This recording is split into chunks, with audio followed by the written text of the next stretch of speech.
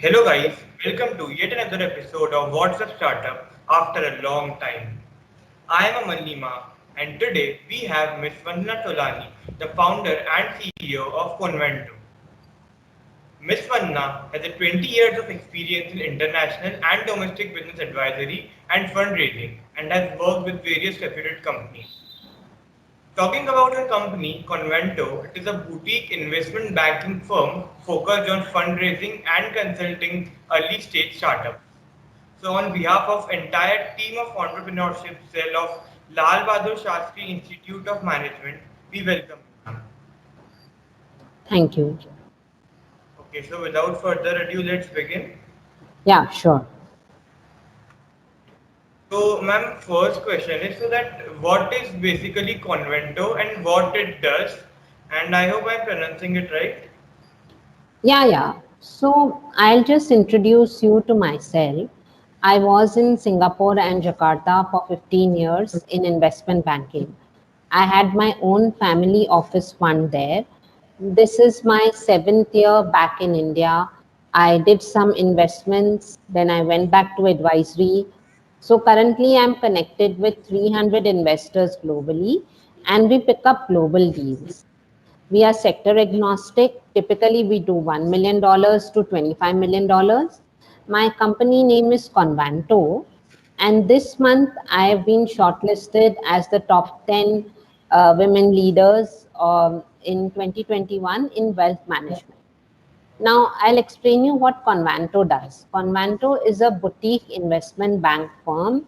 We help with fundraising, pitch deck making, financial modeling, mentoring, advisory, term sheet advisory, basically all the services that a investment bank can provide. So that's all about us. Yeah. Okay, that's great, ma'am. And ma'am, now can you explain it to our viewers that what is basically a boutique investment bank and how it is different from a normal one, like normal investment bank and a boutique investment bank? Boutique investment bank is a small investment bank which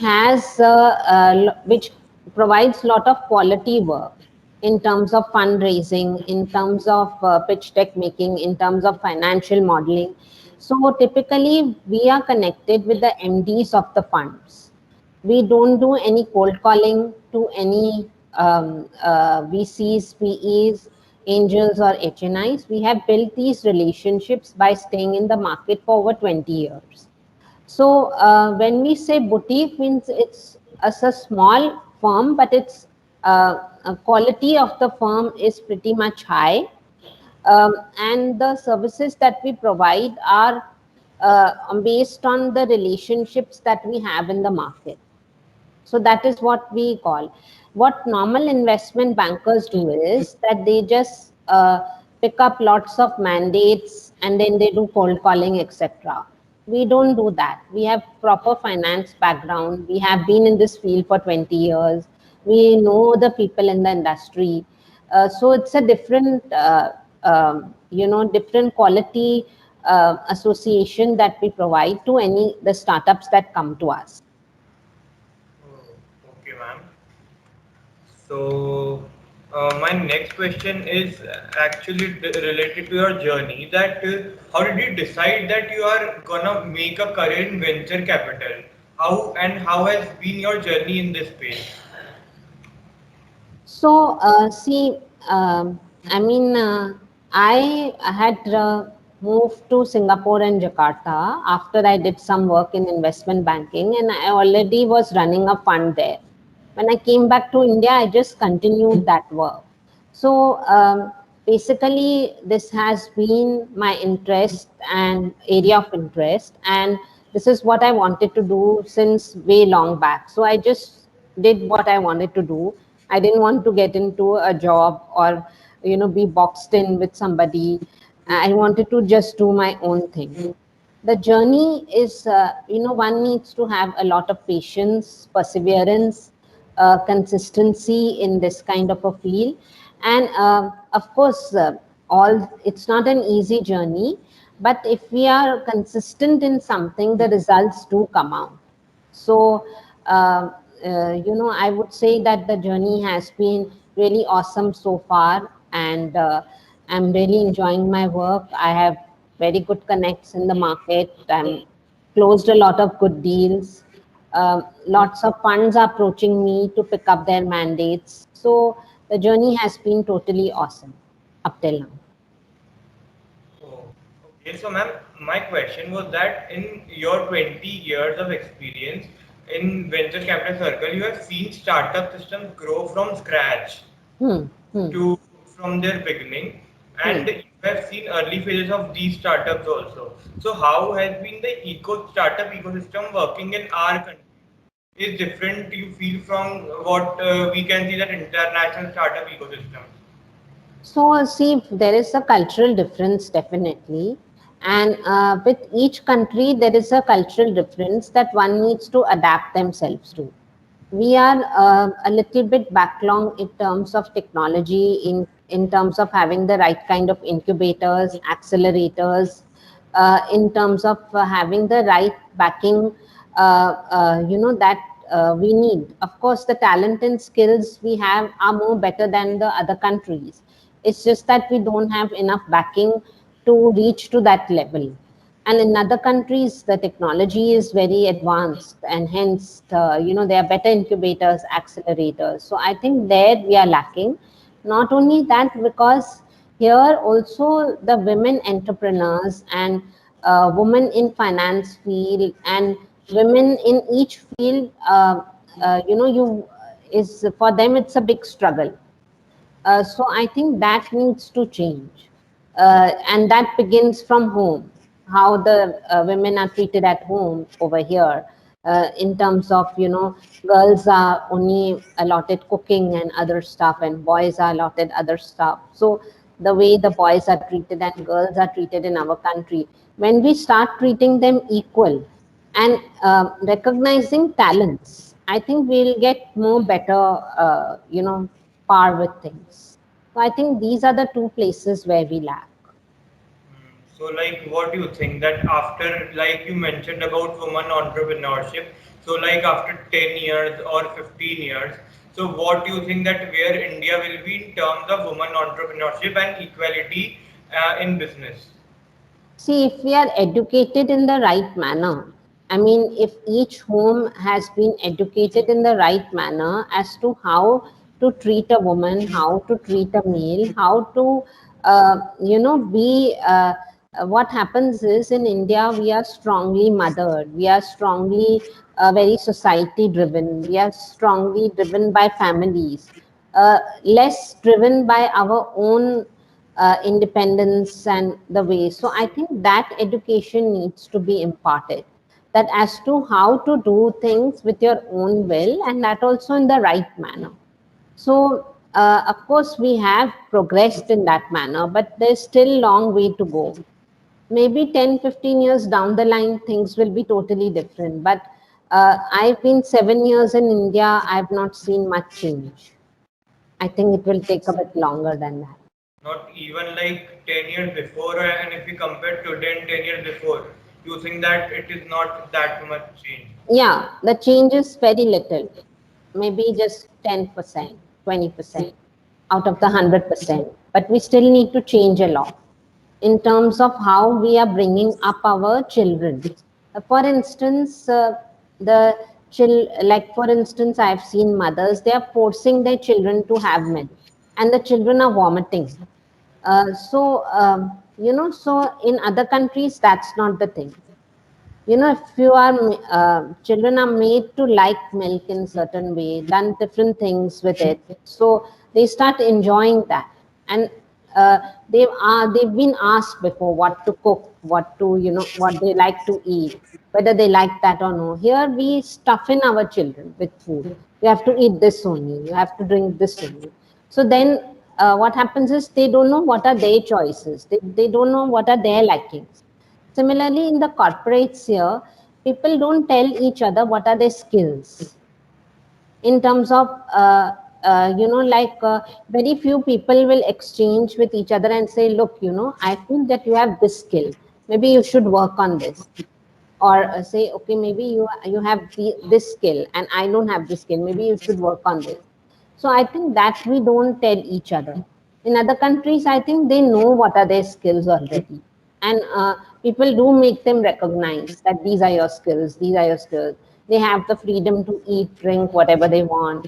Not only that, of course, when they are children, we have to tell them the consequences, that look, if you eat this, this is the consequence, but you can try it. If you eat this, this is the consequence. So there's a way to deal with it, not forcing. What I realize is that in our country, we force children to do a lot of things. That's then that upbringing, that conditioning comes till we are pretty much adult. And then we start doing that to our children. And then the cycle continues because we have been brought up in that way. So I think somewhere that needs to stop. Okay, ma'am. We hope that change soon. So, as talking about like pandemic, so what has been your experience of COVID and the companies you have working, like the all the startups you are working with, which you are working? So last year in 2020, during the lockdown, we closed 4 deals. My experience has been very, very good. We did fintech, health tech, edutech, food tech deals, which have really done wonders in the industry. This month, we are closing 2 more deals. So I think my experience has been really good. In fact, it's better this way because rather than we going on the field and being able to just finish 5 meetings in a day, now we can on Zoom calls we can finish 16 meetings in a day, 17 meetings in a day. So I think more the efficiency has increased more now. So, like you think that COVID has changed the things for a better purpose and Yeah, made yeah. things more efficient. There is online schools, there is online education now. The cost of education has gone low, so the children who want to get better kind of curriculum, they can avail that as well. Not only that, for women entrepreneurs, they don't need to travel much. They can at home finish 16 meetings and work for hour, like that. Traveling time gets saved. So I think it's more efficient this way, and people have started using technology. They're becoming more digital. There is Zoom, there is StreamYard, there is Microsoft Teams, there is AirMe, where all over the world people are meeting. Lots of panel discussions are happening. So I think this way it's more productive. Of course, human does need social atmosphere. They do need that social this thing. But then I think considering the pandemic being so heavy this year, last year we were still understanding what it is, and still, we were not aware. This year it was so heavy that many people's lives got lost, etc. So I think keeping that in mind, I think this way should continue for the next 6, 7 months, and definitely this will bring in revenues if we utilize it in the right manner. I have seen people who worked in corporates didn't know how to use their WhatsApp story properly. They didn't know how to use their Facebook story properly, LinkedIn story. Even if you make your LinkedIn in the right professional manner, you get a lot of, good interactions over there. So I think all these things, if you work upon, like we do click pictures and put on WhatsApp on birthdays and dinners and etc. But if we utilize these tools which are given to us for business, then I think we can really make wonders. I mean, life has become pretty easy. I order my milk, bread, vegetables all online. So for me, that time to just go to the supermarket and pick up things has also been saved. So I think it's better, and look at the positive side, that we traveling reduced. People started closing deals online. uh, that efficiency in work happened more, time saving more. So I think these some of the good factors that really helped us go through this pandemic. Working from home became available for many, so the cost of running an office got cut down automatically. I have my office in WeWork, Blue One Square, which is shut down now. Okay, so do you think like we will accept this as a new normal post-pandemic too? Like after all things have become normal, then also we will like most people will follow these things only. Yeah, because naturally, see, the pandemic is the virus is going to stay. All there'll be a third wave, there'll be a fourth wave. I mean, it's just there. It's not gone. It's there. So to avoid getting the virus, social distancing is important. Naturally, people would prefer this way more. Cost of traveling gets reduced in this traveling cities, traveling abroad, or traveling even intercities. So I think people would prefer this way more than going. I mean, once in a while, if we go out for really important stuff, it makes sense. But before, all the time we were going out for meetings, for one-to-one meetings with our clients, one-to-one meetings with the investors. So we were not able to cover up a lot many things. This way, technology has helped us interact freely. We are able to do things online and finish our work faster. So I think it's helpful to us in many ways. Regarding the socials, because human is a social animal, that I think still some people will meet over coffee meets and all because they are want to be social. But I think keeping in mind the current scenario of how heavy the second wave is, it's better to follow this route. Okay, ma'am. So, ma'am, my question was that what motivated to you to have your own venture capital firm? But I think you answered that. So now I will ask into that only that how difficult it is to survive in this sector.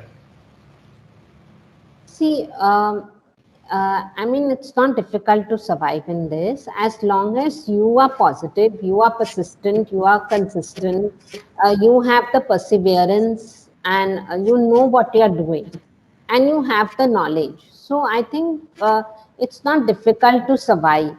I mean, look at other industries also. Everybody is trying to survive everywhere. So, I mean, this industry is not anything different. It's not out of the world or anything.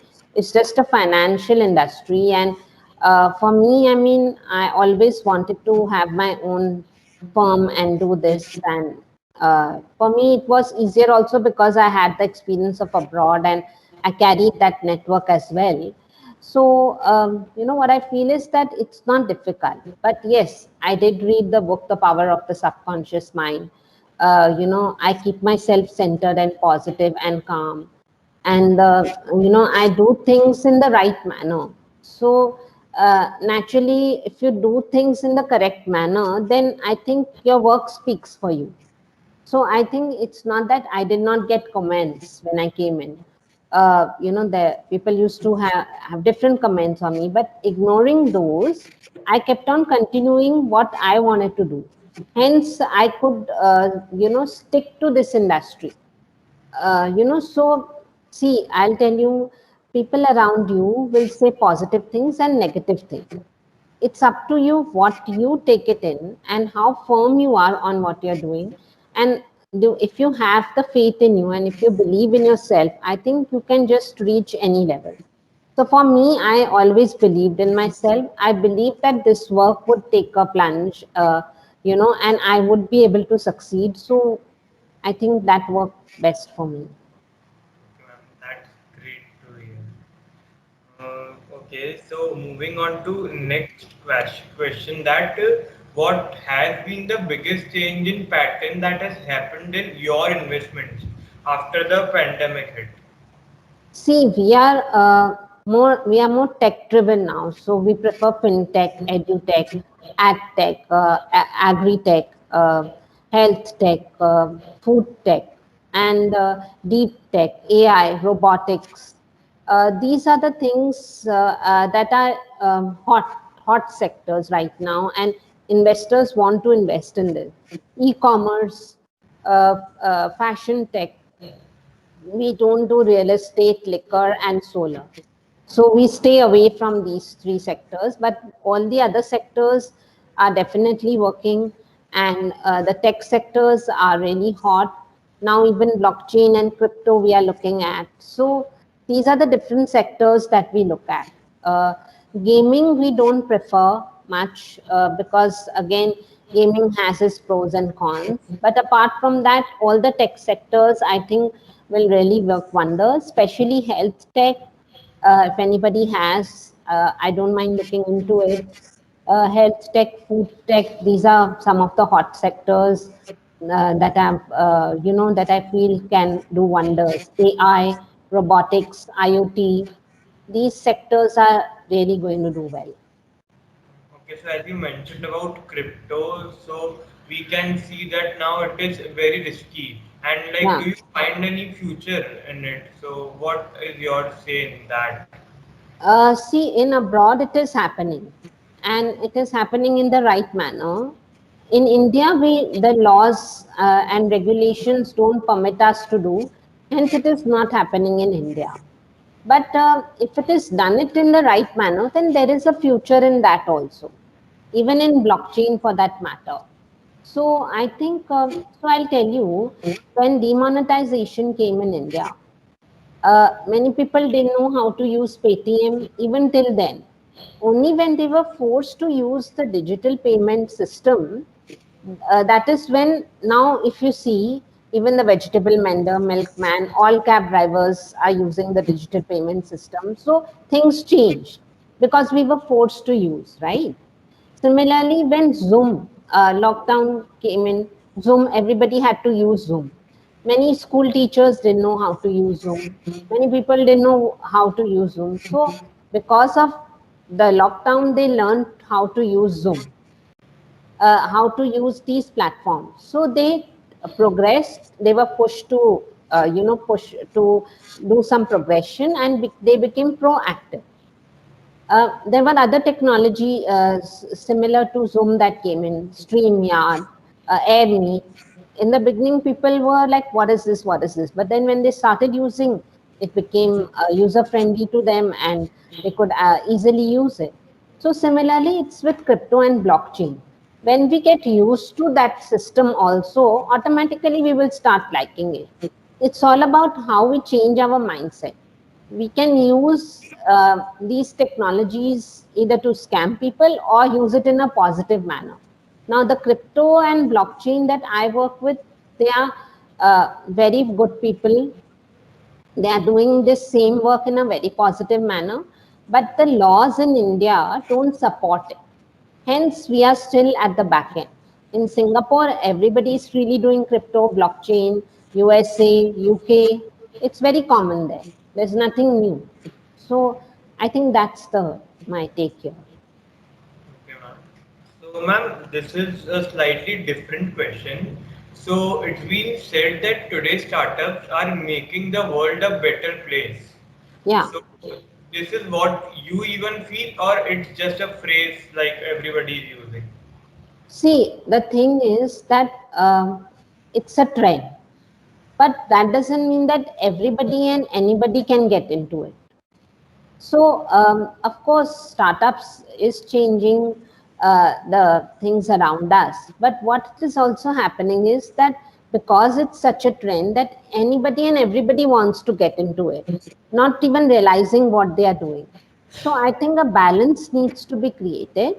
Of course, many good startups have come and done solved a lot of problems around us and given us a lot of solutions for those. So, I think things are changing around us, but also I recommend the youngsters that not everybody can get into the startup, and startups that have brought the change, study about them deeply, that how they did it, what made them, what is the technology that they came up with, what is it that they created that was disruptive.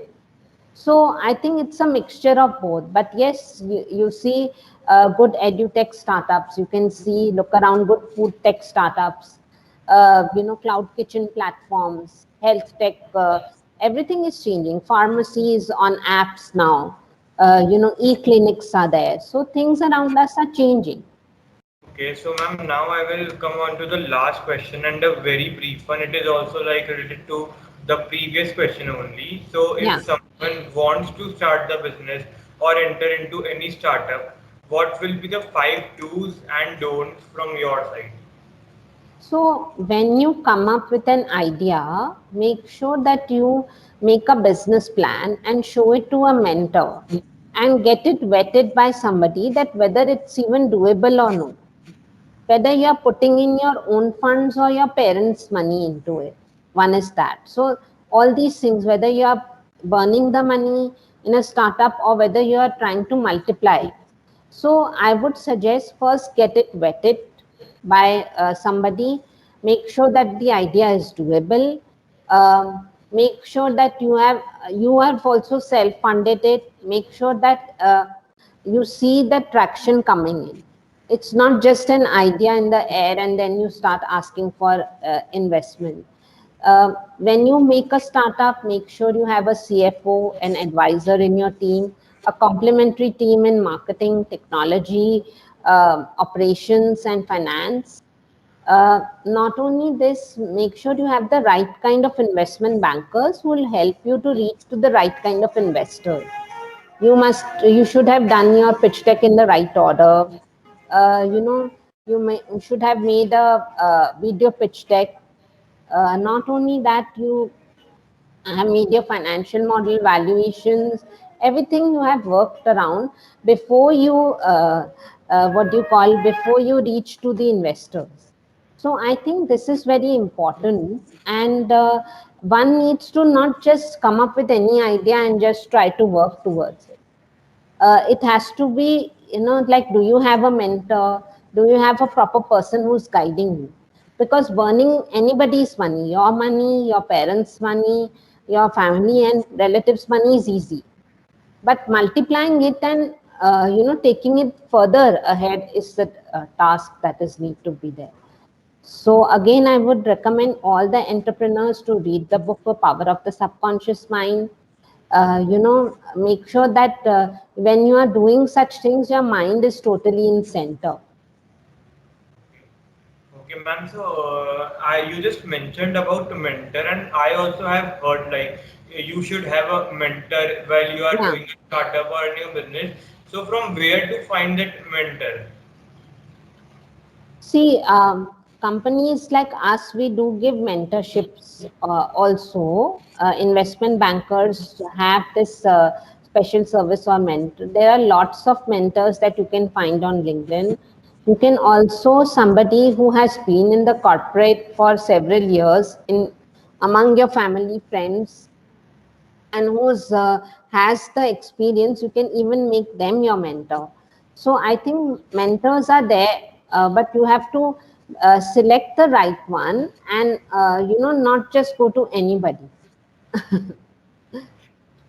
Okay, so ma'am, that was it from my side. Thank Yeah. you so much for your time, and it was great interacting with you and learning about your journey. So, and I am sure that it will give our viewers an immense learning. So, once again, thank you so much, ma'am. Thank you for your precious time and thank you for this interview and looking forward to more such interviews.